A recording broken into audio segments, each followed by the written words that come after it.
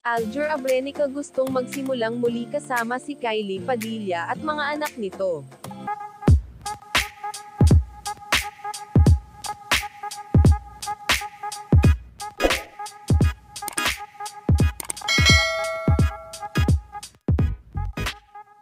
Our chika for today, Alger Abrenica gustong magsimulang muli kasama si Kylie Padilla at mga anak nito.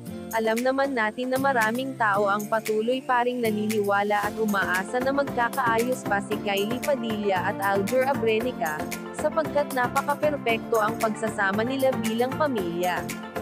Sa ngayon ay busy si Kylie Padilla sa kanyang bagong pagbibidahang project, kasama ang isa sa tinitingalan nating artista ng GMA Kapuso Network na si Andrea Torres, na talaga namang kaabang-abang na, dahil sa kakaibang karakter ang gagampanan nilang dalawa.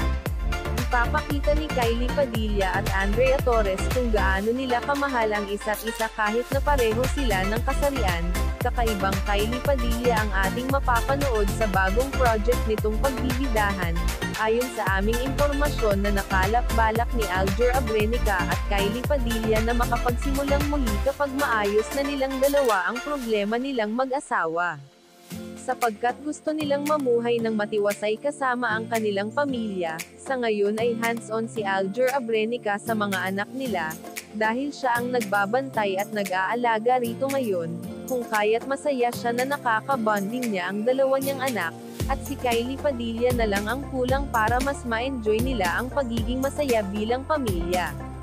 Marami mang pagsubok at problema ang dumaan sa isang relasyon ng mag-asawa, mananatili pa rin itong buo, kung ipapakita nilang matatag sila alang-alang sa kapakanan ng mga anak nila, at magandang napagdesisyunan na ni Kylie Padilla at Alger Abrenica na ayusin ang problema nilang mag-asawa.